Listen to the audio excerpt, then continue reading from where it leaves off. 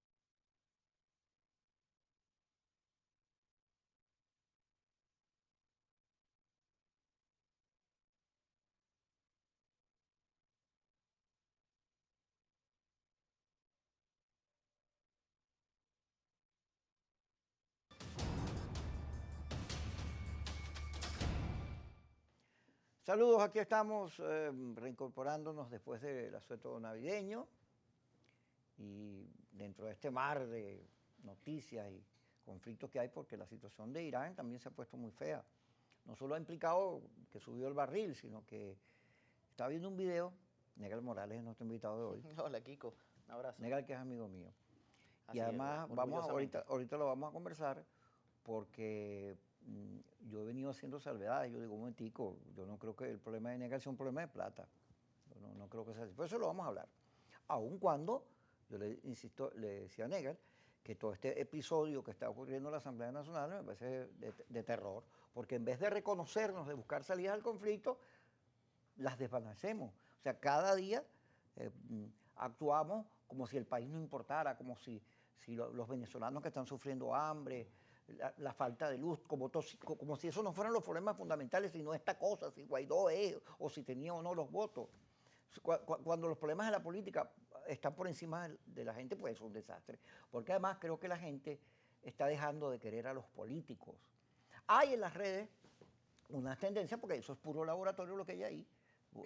Uno se mete en las redes y ahí no hay nada de ingenio, ya, eso está todo montado, porque se roció mucho. ¿Cómo no deja de querer a los políticos si cada vez que tomas una posición distinta te quieren guillotinear? Así Y es. cada vez cada vez que tú dices algo que las redes sociales no quieren aceptar, entonces quieren cortarte la cabeza. Cuando tú hacías la introducción y dices, yo no creo que sea este problema, yo estoy seguro que tú sabes que no es, porque lo conversamos muchas eso veces. lo vamos a hablar ahorita. Nuestras incomodidades, Claro, nuestra ruta política equivocada. Porque yo dije ayer, los invitados de esta semana son invitados que estaban ya programados antes del episodio este, y entre ellos estabas tú. Pero iba a terminar diciendo que yo vi un video donde está, tú sabes que Irán bombardea una base militar en Irak donde están los americanos. Ajá. Y los americanos, a punta de unas metrallas raras, todos los misiles los van desarmando, no les llegó el ataque de misiles. Por eso que Trump dice hoy, no, hay un mundo muerto. Yo no sé si alguno entró o no. Pero lo cierto es que la guerra de Irak y la amenaza de Irán de invadir o atacar Jerusalén complica todo, y la geopolítica y el petróleo cobran la importancia que suelen tener en este tipo de conflictos. Hay un editorial que dice, bueno, tú necesitabas una guerra, porque en Estados Unidos, para que destituyan un presidente en medio de una guerra, eso no ocurre. Así es. Entonces, lo ven así como parte de la estrategia. Pero volviendo a Venezuela, y vamos a entrar en debate. Negal, nosotros hemos hablado bastantes veces, porque tú eres un hombre de la línea democrática, de votos, de salidas electorales, tú eres un hombre de eso. Y en el 2005, cuando ADESA estuvo, tú te fuiste del partido porque rechazaste esa política, la abstención, tú no estás de acuerdo con eso. Y me sacaron de la Dirección Nacional en esa época. Bueno, tú conoces ese cuento. Y cuando nosotros en el 2005 hicimos mucha fuerza para que nos quedáramos participando, pues bueno, de ese proceso se fue una cantidad de gente, como generalmente se va de Acción Democrática. Alfonso Marquina, Pedro Pablo Alcántara, Wilfredo Febres, una serie de parlamentarios exitosos por demás. Pero ¿qué fue lo que sucedió cuando nos abstuvimos en el 2005? Bueno, que la Asamblea Nacional le agarró el chavismo y nombró todos los poderes públicos. Así es. A mí me tocó irme para un espacio de empresa privada a desarrollar empresa, negocio, paga nómina, que por eso cuando tú dices que es problema de plata, tú lo sabes, que yo soy un empresario exitoso que ha complementado mi vida pública con mi vida empresarial. Bueno, pero yo me retiré por un tiempo de la política porque no compartía esa ruta completamente alejada del tema electoral. Cuando recuerdo un acto en la Plaza Bolívar de Chacao, Henry Ramos reconoce allí que tenía una presión muy dura de los dueños de medios del momento y que por eso se habían retirado de las elecciones y que ahora íbamos nuevamente por la ruta electoral. Yo me incorporo nuevamente a Acción Democrática, echale pierna, y me eché aquí en mi hombro a todos los diputados de la Asamblea Nacional que estaban haciendo campaña, entre esos el propio Ramos, sin ser yo candidato a nada, porque yo no soy diputado, ni votaba en la sesión, ni tenía nada que ver con eso. Pero además tú estabas muy cerca a Ramos, a Henry Ramos. Bueno, pero entonces Fíjate que cuando él le pregunta, bueno, pero es que Nega aparece en la plancha, él se queda así, claro, hace unos señalamientos, pero después dice, pero él es un buen muchacho. Bueno, pero es la misma historia, Kiko, que cuando ven que hay un liderazgo que está floreciendo, que alguien tiene posiciones asumidas, que lo comienzan a ver bien los medios, comienza entonces otra vez el hacha. Ahí en esa historia está Luis Emilio Rondón, Jorge Millán, Alfonso Marquina, Ángel Medina, Pedro Benítez, Carolina Brusi, y pare de contar. Cuando tú te sientas en una mesa del Frente Amplio y comienzas a ver los partidos, la mayoría son adecos y tú dices, bueno, pero ¿por qué los adecos están fuera del partido y no adentro? Bueno, porque es que yo siempre he planteado la tesis que hay que cambiar AD para cambiar Venezuela, porque yo creo que internamente nosotros teníamos que haber resuelto ese tema. Pero yo creo que la línea de Rómulo Betancourt secretario de Miranda, te habían puesto claro. en un proceso porque el amigo que era el secretario se había retirado, había pedido una vacación, lo reinstalaron y te sacaron y después te dejaron como la guayabera por fuera de todo. ¿Unas medidas en contra? Cuando tú dices fuera de todo, te echo el cuento porque tú lo sabes, pero tienen que saberlo los venezolanos, fuera de todo era que había salido del Plan País, del Frente Amplio y todo, y bueno, y de la Secretaría General de Miranda, y eso, inclusive eso se desató también casualmente el día siguiente que fui al velorio de Lewis Pérez, que en paz descanse, que era un dirigente del partido, que también en ese momento estaba como que fuera de la línea de AD. Yo lo que creo, Kiko, en el fondo, porque estás tocando el tema partidista, que en el caso de Acción Democrática, como todos esos partidos que están ahí... Acuérdate que en una de las conversaciones yo te dije, no te muevas de AD. Yo no me he movido. No te muevas de AD. Te estoy haciendo caso, yo sigo siendo adeco.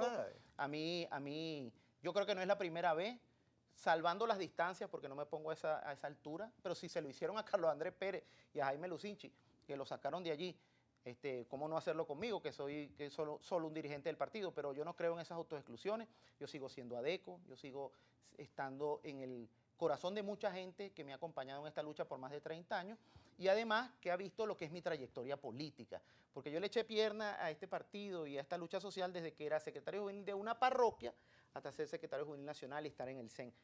Lamentablemente uno comete los errores de como que salí mucho en televisión y eso a veces te lo cobran, pero yo creo que en el fondo tenemos que reflexionar mucho sobre ese proceso de renovación, no solamente en AD, sino en todos los partidos, porque no es posible que ese G4 que secuestró a Juan Guaidó, que la verdad es que yo creo que Juan llegó ahí siendo un dirigente mucho más cándido y virginal de lo que le tocaba para este proceso complejo y político que vino después, bueno, fue secuestrado por una gente que se ha sentado en la mesa, se ha parado, ha ido a votaciones, se ha levantado, se ha abstenido, ha hecho de todo y nunca paga ningún error.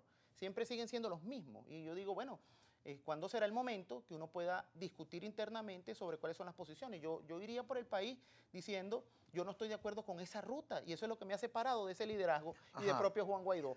Cese de la usurpación. ¿Cómo cesas la usurpación? O hay un golpe militar y la Fuerza Armada se alza. Eso ya lo hicieron en La Carlota y eso fue una ridiculez. Sales a la calle y logras un quiebre institucional, protestas y tal. Yo tragué bomba, casi me medio matan el 19 de abril que tuve que lanzarme por allá. Al Guaire. Al Guaire, bueno, y yo marché, tragué bomba, hice todo y nos mataron más de 150 muchachos. Entonces, ¿es esa la vía o es la otra? O en el fondo es entender que son todas al mismo tiempo. Para mí la ruta política es, tú mantienes una protesta cívica de calle por los problemas que le duelen a la gente, Nega, pero por el gas, por el agua. Vamos a ir tocando todo, pero fíjate, el tema es que esta nueva junta directiva o los diputados que aparecen involucrados en ella son acusados de pertenecer al Ale Saad, el empresario del club, que les dieron una plata, están metidos como en asuntos de corrupción y que todo este episodio que se dio en la asamblea son unos señores comprados que están favoreciendo la línea del gobierno. que quieren debilitar la Asamblea, que es el único órgano electo. Todo eso me lo vas a conversar Claro. cuando regresemos, Seguro, porque nos Kiko. toca irnos al corte. Ya estamos con ustedes. Porque más bien el guardia debería detenerlo, ¿no? Por hacerse en términos legales. Claro, lo que pasa es que el código clase media, que es el código María Corina, está sustentado en la valentía, en el coraje. Entonces, claro, Guaidó, que no, nadie puede decir que no, él es un carajo valiente, además él sabe que no lo van a joder. Entonces, eso complace al auditorio. Coño, no entró hasta que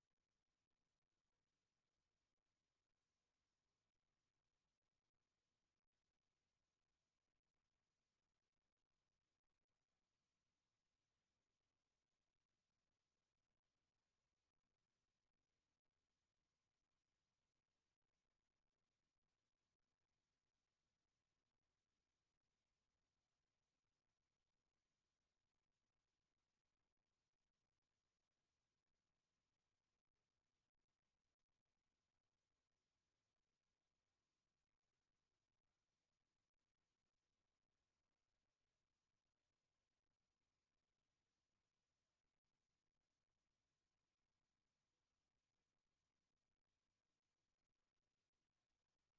qué hacer,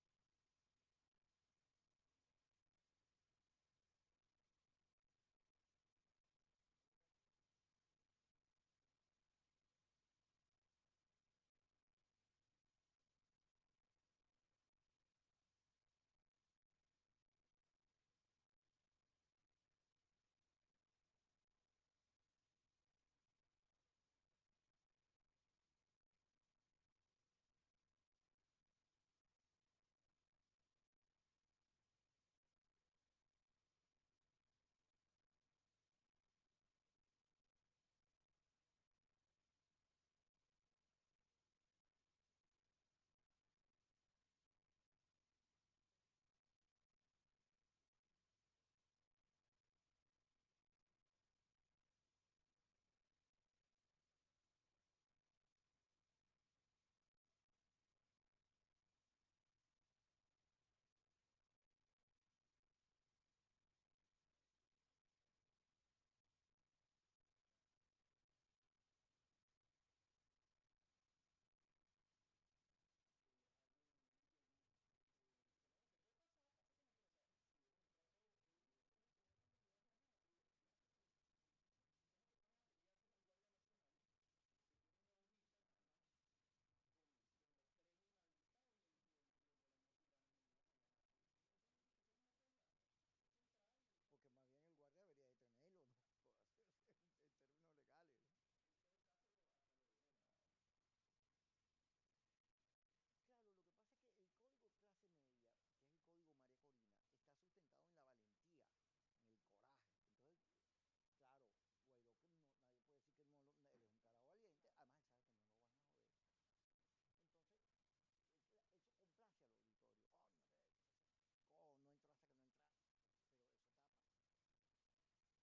eso. Claro.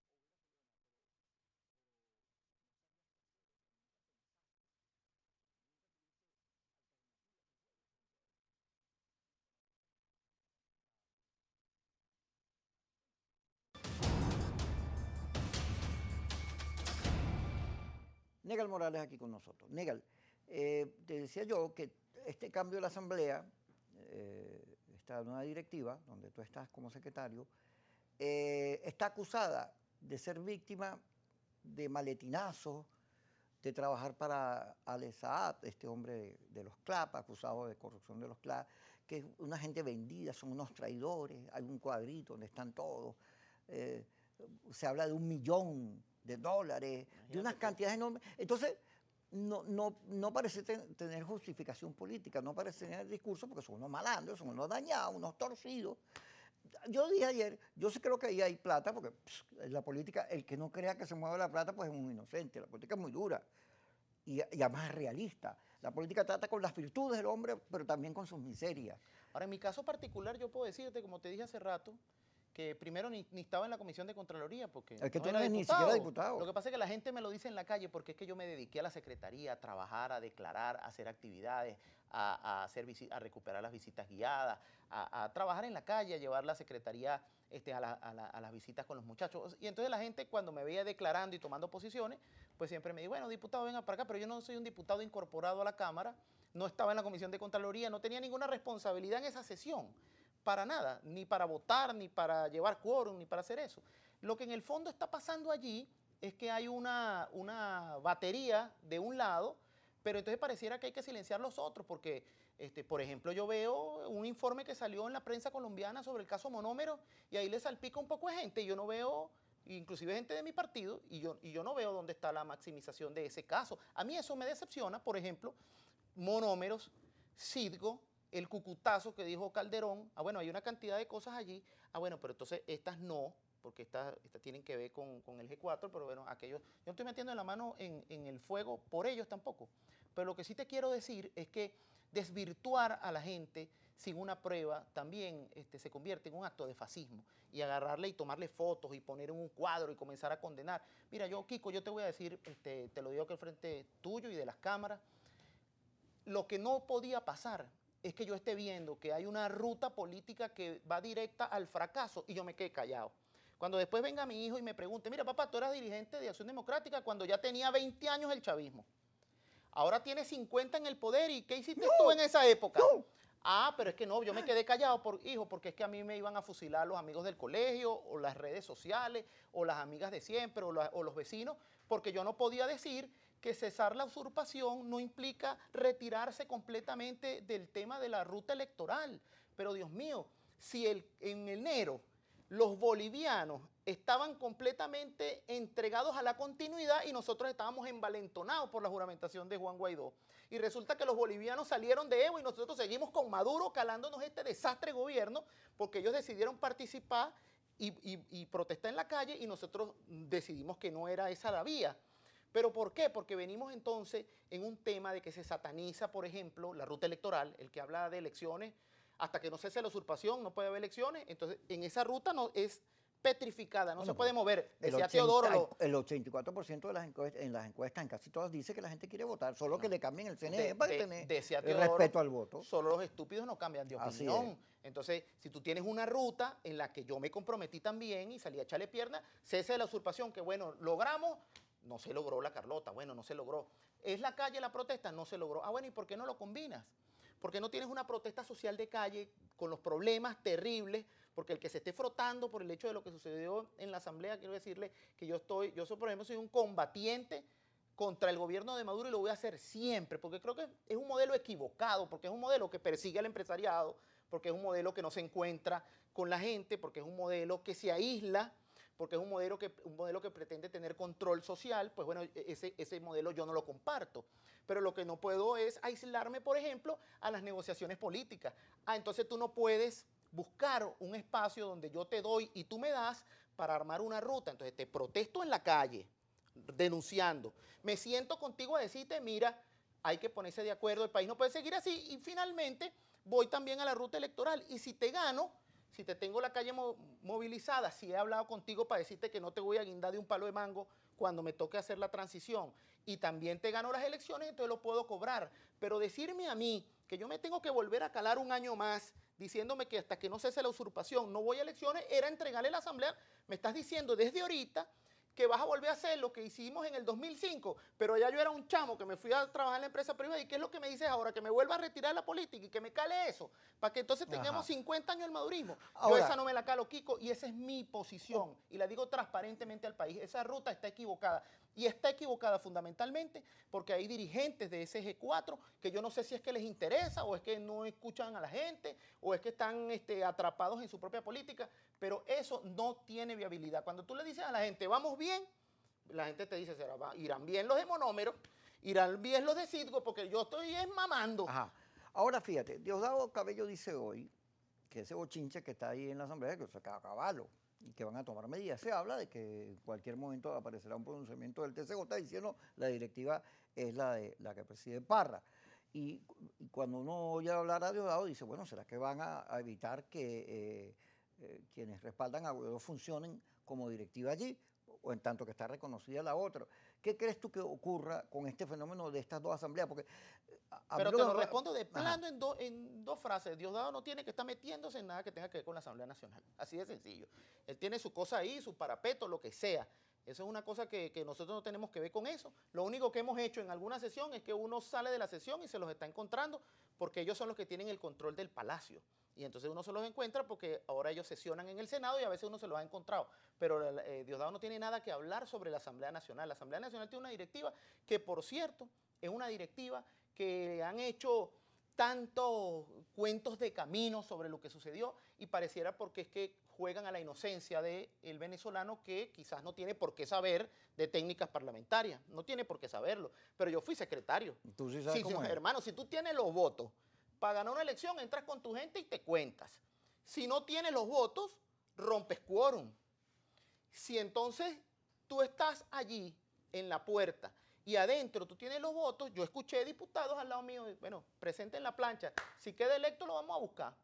Ah, pero no, y también vi videos, porque yo estaba adentro, que decían, bueno, aquí estamos entrando todos, vi a un militar diciéndole, pase usted, el único que se queda es el que está en esta lista, porque tiene su inmunidad allanada, que era un solo diputado, y también vi adentro la gente que hoy por hoy, yo no voy a decir, porque todos los días me preguntan, pero dime, ¿para qué? Para que los vuelvan, para que los pongan también en la misma lista en la que me tienen a mí y a todos los que andan linchándolos moralmente. O sea, yo tengo que decir cuáles son los otros diputados, que eran 30 de esta bancada, que votaron así, que votaron allá, y que después muchos de ellos, en el medio del linchamiento público, se fueron a retratar para el Nacional y bueno, hicieron todo este show. Ah, bueno, no lo voy a hacer, pero ese no es el sentido. También me cuestionan, ¿por qué votó el chavismo por nosotros?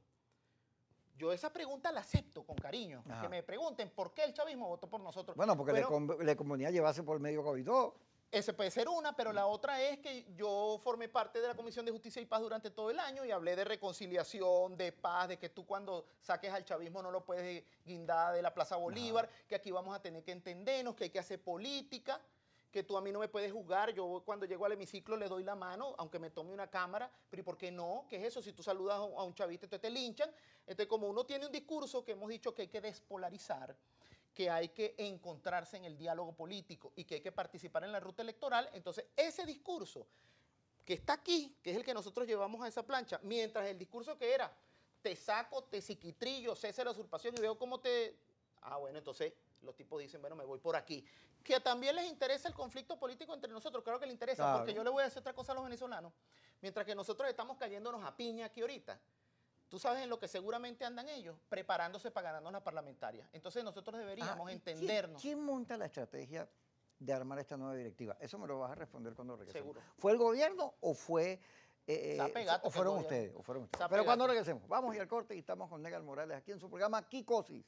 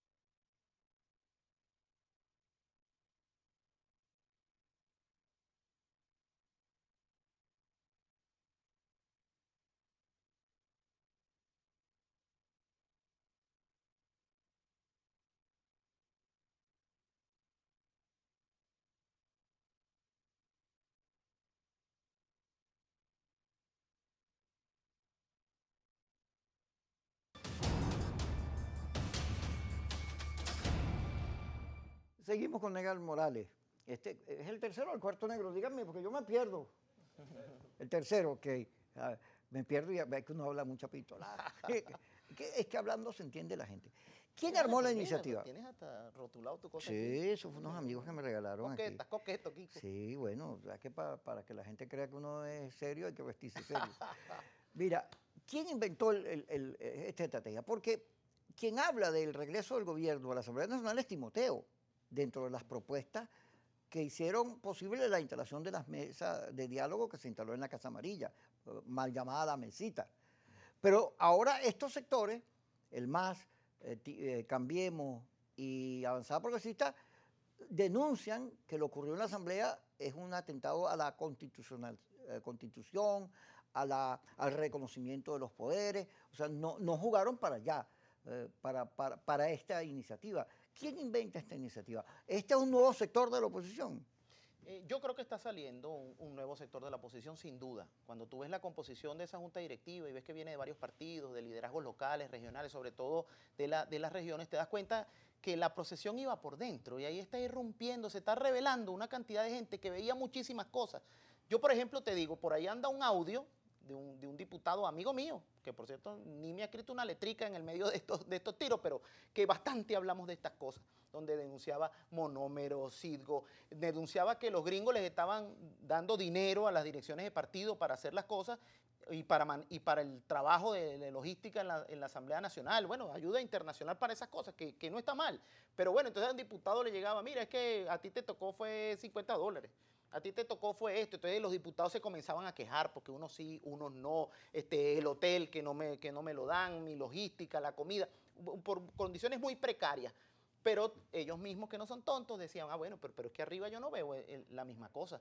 O sea, yo veía, por ejemplo, en AD montaban unos actos, montaron uno en Valencia y se traen gente de Cojedes y de Aragua, y después montan el de Aragua y se traen de Cojedes y de Barinas, y entonces siguen montando el parapeto y cuando termina el acto, después de ese gran esfuerzo, de ese discurso pavosísimo que da ese señor allí imitando chimbamente a Carlos Andrés, después ábreme la maleta ahí y sácame las 25 cajas de etiqueta negra para que celebremos. Entonces el dirigente que ve eso y que te dice, oye, vale, pero yo vi esa declaración ahí, ¿será que ahora sí me va a tocar, aunque sea una cosita para comprar un balón, para hacer una actividad deportiva aquí en mi comunidad? Pero yo creo que no le va a caer, compañero, yo creo que no le va a llegar. Entonces, esas procesiones por dentro que lleva la dirigencia, que llevan los diputados, fue creando un clima que terminó en lo que terminó.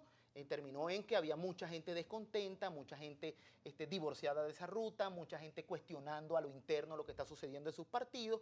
Y bueno, mira, yo tampoco voy a juzgar al gobierno por eso, porque en ese río revuelto, si ellos pueden ponernos a pelear a nosotros, pues evidentemente ellos harán lo que tengan que hacer, porque ellos están jugando su política. Los que tenemos que jugar la política nuestra somos nosotros.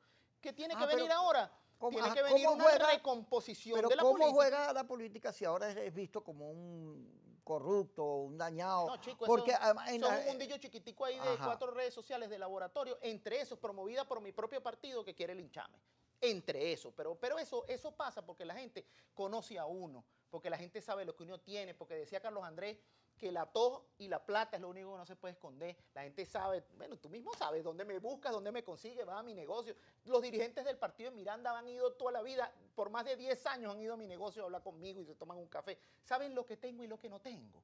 Entonces eso se desmonta muy rápido porque la gente conoce a uno. Pero el tema es que a pesar del intento de linchamiento, tiene que venir una recomposición política porque este año hay elecciones. Ajá. Porque tú tienes que hablarle a la gente sobre los problemas que tiene, porque si no, no vas a conquistar ese electorado y entonces le vamos a terminar entregando otra vez el chavismo a la Asamblea. Se dice que la elección es para julio, que el gobierno, producto inclusive de lo que está pasando, la va a adelantar, que el nuevo CNE va a ser nombrado en la Asamblea que preside Parra, donde estás tú, aun cuando no tiene los votos, me imagino que alguna vuelta le darán a eso. Total es que lo que pareciera claro es que el sector de Guaidó no ha anunciado que va a ir a elecciones ni nada, más bien todo lo contrario, insiste en el cese de la usurpación. De manera que el cuadro que se ve para la oposición es muy difícil, porque de ir a elecciones iría incompleta, lo que significaría la derrota, pero si sigue en el cese de la usurpación también perdería porque los americanos ahora menos que nunca se van a meter, la política hacia las Fuerzas Armadas es un error, no hay ningún militar, eso pasó el 30, nadie salió a defender esa tesis y los conflictos internos de los países vecinos impiden que se armen para venir a salvar a Venezuela porque tienen conflictos internos muy propios. Ese cuadro que está pintado ahí es muy feo, ¿cómo hacemos para que aparezca medio bonito? ¿Cómo hacemos para que la unidad vuelva a ser un tema? Pero eso cuando regresemos, señor Bueno. Negal. Vamos a ir al corte. Gracias, Kiko.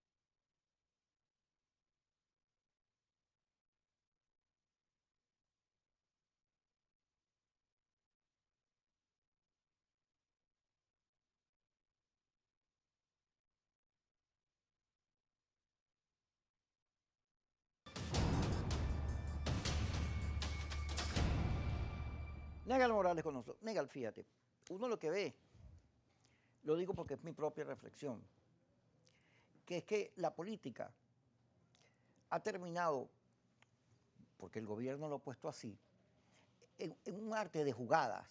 Son todas jugadas. El gobierno es muy hábil para hacer jugadas, más tiene el poder. No sabe gobernar. Sí, pero nada juega que la sabe política. gobernar, pero sabe hacer política. Entonces, pero gobernar no sabe, porque la gente está muriendo de hambre. Jugadas tras jugadas, pero como no tienen limitaciones, sino que hace cualquier cosa, tú vas sintiendo asco frente a eso, ¿no? Porque cuando te denuncian escándalos en la Comisión de Contraloría, la gente dice, oye, pero decían que los del gobierno son corruptos, pero estos también.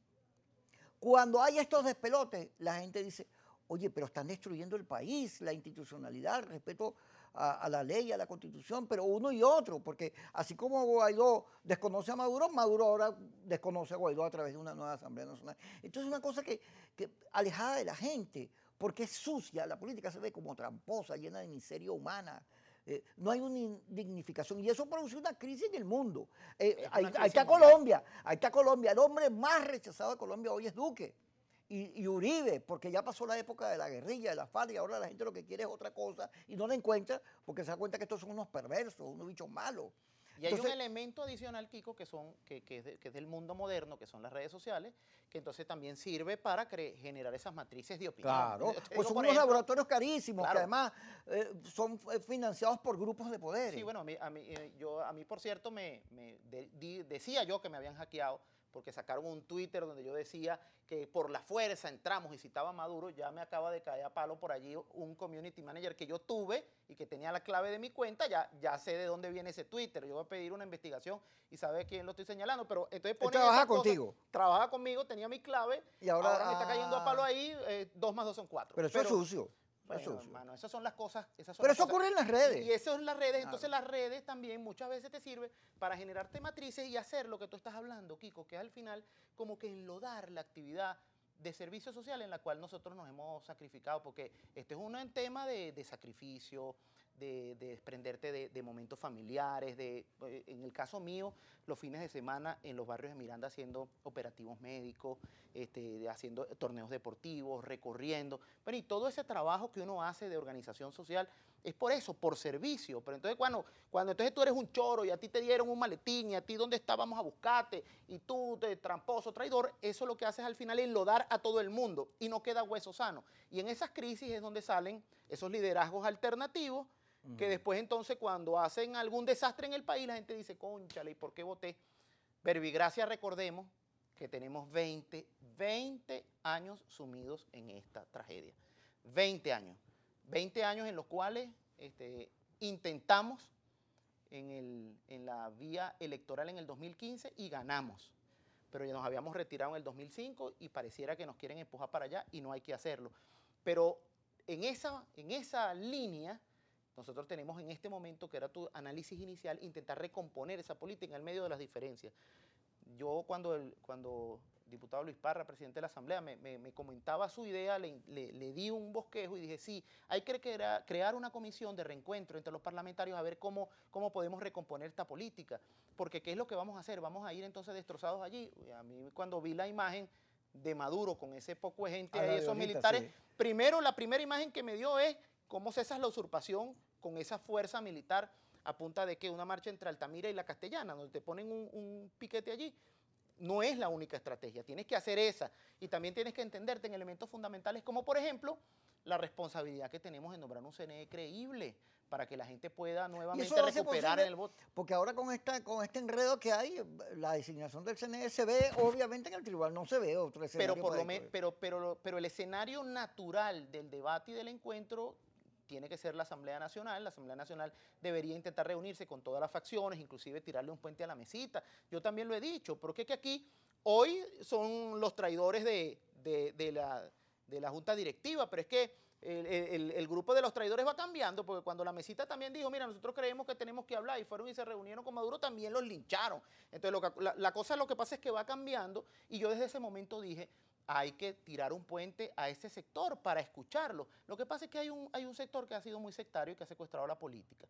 ese sector tan chiquito que ha secuestrado las iniciativas, inclusive hasta desplaza a los partidos minoritarios, desplaza a las instituciones y termina secuestrando la cosa. Por eso es que para mí, en la separación de Juan Guaidó de Voluntad Popular, yo le diría a Juan que no solamente es de voluntad que tienes que separarte, sino del G4 para que puedas desarrollar una política y un liderazgo que permita que entonces tú puedas trazar y convencer a los venezolanos, porque a mí, por lo menos a mí, Aníbal Morales, esa política no me convence y me divorció de ese planteamiento. Y hoy por hoy hay mucha gente en la calle que me ha escrito, y yo llamo inclusive a que la gente que con sinceridad lo cree, lo diga y lo exprese y se revele ante eso. Mucha gente me ha dicho, bueno, ¿y cómo es que íbamos entonces a renunciar completamente a la vía electoral? No es posible tener una estrategia sistémica, integrada, de protesta, de negociación y de lucha electoral, de pelea para que terminemos entonces un escenario quizás como el de Bolivia o uno mejor aún, donde le digas al chavismo, te vamos a dejar que seas minoría en tu momento y no te vamos a linchar, pero déjanos nosotros, permítele a la sociedad venezolana que salga con un modelo alternativo que saque a este pueblo de la pobreza. He leído en las redes, oye, Guaidó ganó el segundo aire, ahora vamos para la calle, qué valiente, porque como el código de los radicales no es la inteligencia ni la política, sino la valentía, el coraje, la ruta del coraje. Entonces, oye, que hasta Diego Arias le escribió, oye, qué valiente, porque para ellos la política es un problema de testículos y no de cerebro. Sí. Pero, es más de emoción que sí, de emoción. racionalidad. Pero hay un problema grave en todo lo que está pasando, porque tú señalas, porque es inevitable que venga la elección. Está en la Constitución, ya la Asamblea se le vence su periodo. Pero luego toda esta crisis también hace necesario, oye, que se cambie el Parlamento porque se empelotó. Claro. Y el país necesita un Parlamento que pueda marcar rutas en cuanto a la reconstitución de la estabilidad del país. Porque hay gente que no entiende que contra más desastre y más caos, menos estabilidad, pero eso es malo en términos económicos y en términos de la vida de la gente. Totalmente, más mala vida, porque sanciones, guerras, amenazas, desconfianza.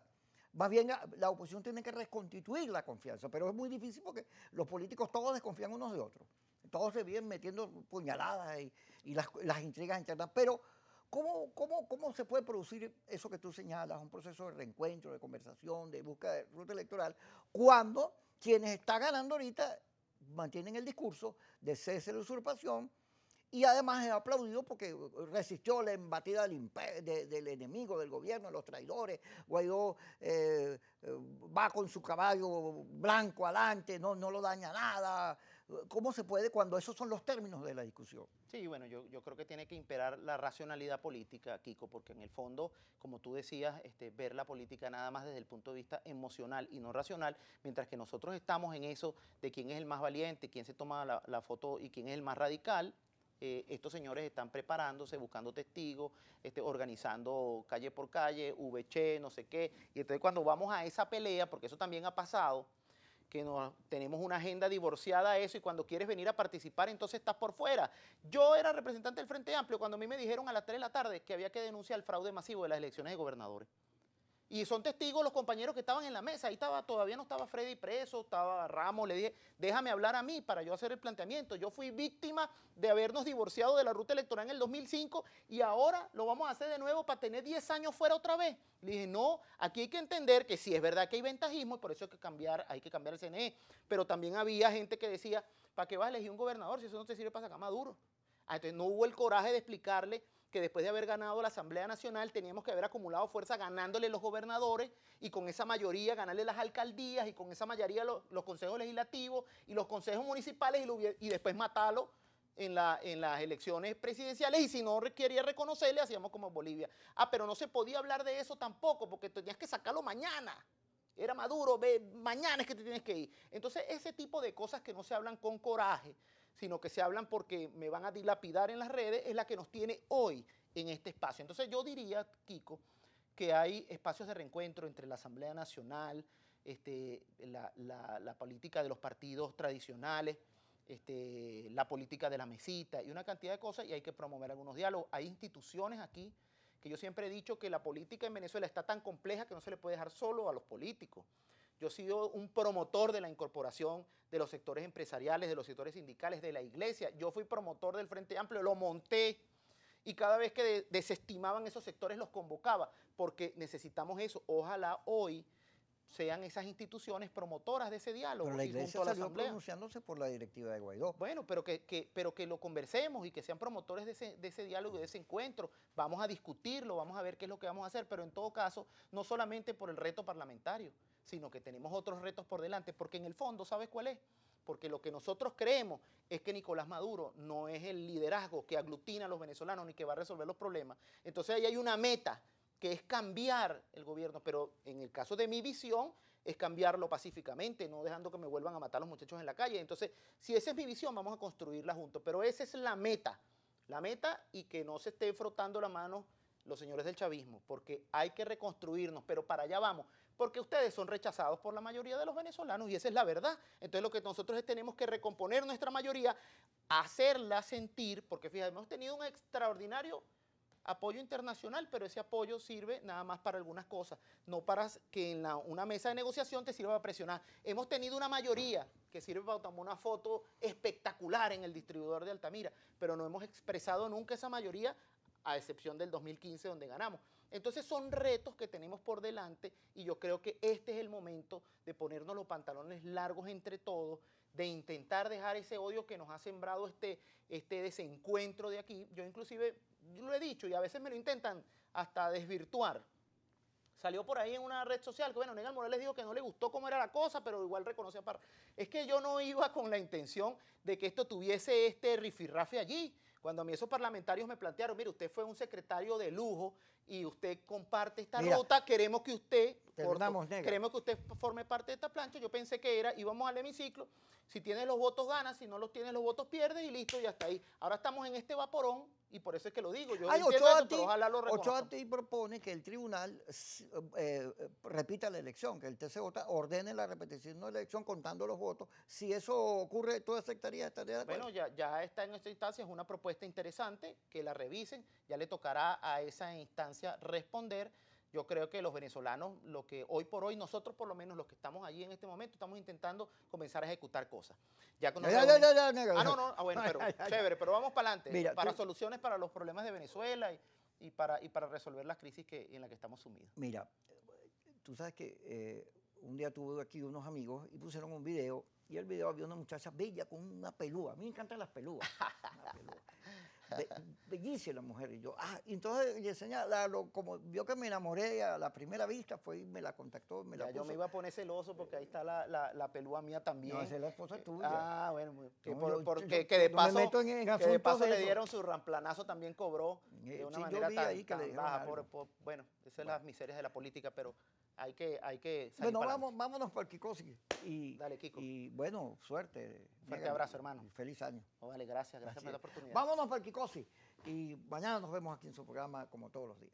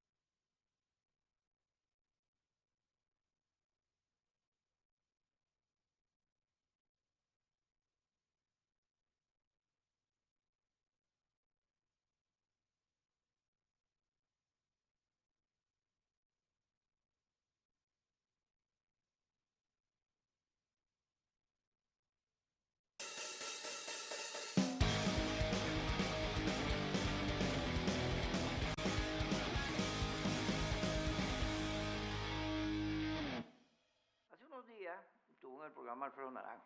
Yo quiero mucho a Alfredo con su marimba. Y puso un video que él hizo, y el video apareció una peluda, y yo digo, mira qué bella la peluda, aquí está la peluda. Dan Bello, gracias por la invitación, me sorprendió. ¿Cómo te llamas tú? Jacqueline Rosas, sí. Bienvenida, un placer con usted. ¿Tú crees en el amor a primera vista? No lo he experimentado. Amor al primer video, pues. Amor a primer video puede suceder. Sí. Yo cada vez que una peluda, a mí me gusta mucho la gente que tiene pelo, porque me recuerda a Shirley Temple. Porque yo crecí viendo Shirley Temple. Y además, cada vez que veo a la peluda, le pregunto la pregunta más importante que debe ser a toda peluda que uno aparece, ¿cuál es, adivina? Que si uno se peina. No, si tiene callo piojo. No. Nunca. Además que este look lo ostento desde hace unos 8 años para acá, que un asesor de imagen, yo me alisaba el cabello, y un asesor de imagen, te digo, no, sí, suéltatelo. un asesor de imagen me sí. vio y me dijo, Jacqueline, tú eres con afro, tú tienes que experimentar el afro. Huele, te acabas de bañar. Bueno. Ay, qué rico. Y entonces probé con este look y créeme que se hizo comercial. Además, cuando me dijiste tu edad, que no se la voy a decir a nadie, insólito, ¿tú eres un vampiro o inmortal? Ni una ni otra. No.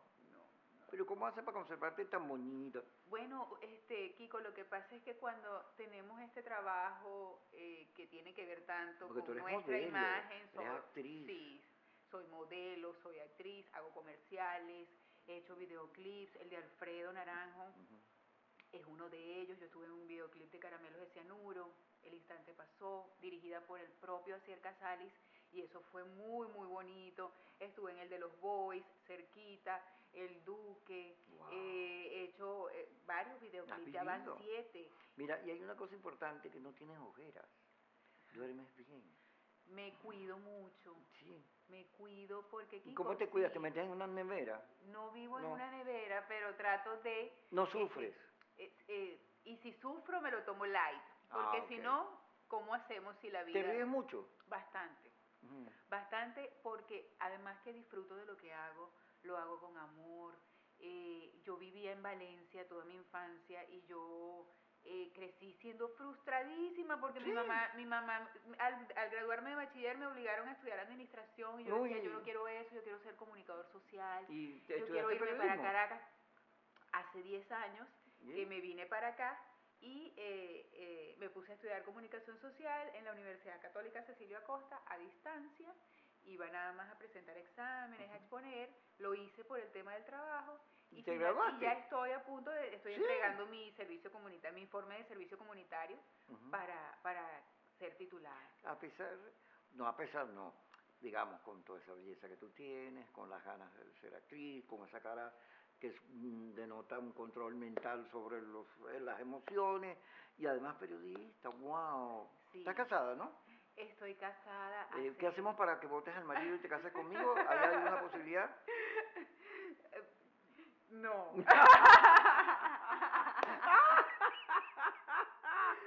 ¿Por qué? Tengo un hijo de 13 años. Yo también tengo uno. Sí. Pero hoy por hoy, pues, puedo decir que hago lo que me gusta, que desarrollo lo que quiero, que finalmente, cuando yo pensaba que nunca lo iba a poder lograr, porque mi papá y mi mamá, yo les dije, quiero ser actriz, y mi papá y mi mamá decían, ay, pobrecita, va a ser pobre toda la vida. No le hagas caso, que ella poco me entiende. Pero fíjate, y el tema del videoclip de Alfredo Naranjo, créeme que ese videoclip, como mujer, me ha sido especial. ¿Por qué? Porque yo lo vi, claro, eso es el amor a primera vista. Y que se está desarrollando en torno a un tema tan importante como lo que es el tiempo de la mujer. Ellos quieren hacer un tributo a lo que es el tiempo de la mujer, que es valiosísimo. No, las mujeres, mira, por el camino que vamos, ya las mujeres gobiernan países, son los seres superiores de la especie. A Venezuela le hace falta, insisto, una mujer presidente. Lo he dicho como 100.000 veces. Claro. No, y que bueno, como digo yo, el día se nos pierde en escasas 24 horas, que no nos alcanza para tanto amor que damos, para tanta entrega. Todo o nada, eso somos las mujeres. ¿Sufriste cuando se murió Walter Mercado? No. Porque amor, y tú también hablas de amor. Porque es que es así. Sí. ¿Qué hacemos nosotros cuando nos despertamos a las 5 de la mañana a hacer la merienda de nuestros hijos? A las 5 de la hacer mañana me el estoy café, acostando yo. para que tú veas. Pero nosotros, después al colegio, después mis actividades, después el almuerzo, después la casa, el perro, el gato, todo lo que tienes. Y de paso, las responsabilidades tuyas también, porque tus hobbies, tus sueños... ¿Cuáles son tus hobbies? Primero que todo, actuar. Y cantar me encanta. Estoy tomando clases de canto porque quiero desarrollar más mis habilidades A ver, en el cántame canto. un bolerito. Aquí entre los dos. Un bolerito. Sí. Te voy a cantar algo mejor. Ok. Una pieza que se llama Lluvia, que la canté en el Festival de la Voz Liceísta en música Ajá. venezolana cuando tenía 13 años. Wow. Ya iba diciendo más o menos lo que yo quería hacer. Sí, ya se nota porque a los 13 años andabas en esos festivales. Dice algo así como: extasiada en mis recuerdos, contemplando la lluvia caer. En un invierno copioso, grandes nubes se ven ascender. ¿Te puedo cantar yo una? Ajá. La otra tarde vi llover, Ay, qué bella. vi gente correr y no estabas tú. Mira mis ojos de amor, bastante, bastante. Bueno, tú sabes que el personaje que yo hago aquí intenta hacer un cuento de psiquiatra, pero no es un psiquiatra, pero al personaje que se refiere era mujeriego, pues yo trato de llegarle, pero yo la verdad no me quiero casar con nadie, ni vivir con nadie, no, necesito amor, amor. Pero si tú eres tan simpático, tú debes tener admiradoras. Uf, tienes ese espíritu tan jovial. Claro que sí. ¡Otra que cayó! Doctor, pórtese bien. No, yo no soy doctor. Tú sabes que a mí, este es un personaje para conversar. Fíjate que tú has intentado contarme toda la historia de tu vida rapidito. Y claro, pues como se trata de un show, también para que exhibieras tus habilidades actorales, que se nota son muchas. Y cantas, bailas. ¿Qué más? No, bueno, ¿Eres periodista? soy comunicador social, soy administradora de aduanas. ¿También? Bueno, estudié administración de aduanas y en eso egresé. En mi primera profesión, cuando te dije que ejercí durante 10 años esa carrera, yo me sentía detrás de aquel escritorio, me sentía perdida, yo decía, yo no quiero esto, ¿qué hago? Hasta que se dio la oportunidad, me casé y me vine para acá y dije, este es mi momento. Y fíjate tú cómo todo en la vida tiene un porqué. Atravesé por un periodo de una depresión, por una experiencia importante, no, bueno, sí afectiva, un familiar, una pérdida. Y eso me llevó a un taller de actuación con Marcos Purroy y Daniel Uribe. Y yo no sabía a dónde iba, decía Laboratorio Teatral de Molière. Y cuando yo llegué me encuentro, ya yo conocía a Marcos Purroy porque yo he hecho casting con él y he hecho comerciales respaldada con su agencia. Y cuando llego resulta que me encuentro con el teatro, que eso... ¿Qué era tu pasión? Mi pasión. Y de allá para acá, hace 4 años y Ok, medio. tenemos que despedir el programa, vamos a hacer un casting. Mira tu cámara que es esta y despídete sufriendo. Así, te voy a dar un ejemplo, fíjate. No, no quiero irme, no, pero tengo que dejarlo. Algo así. Algo así. Ajá.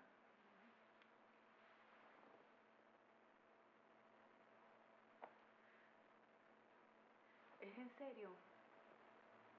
¿Me piensas dejar?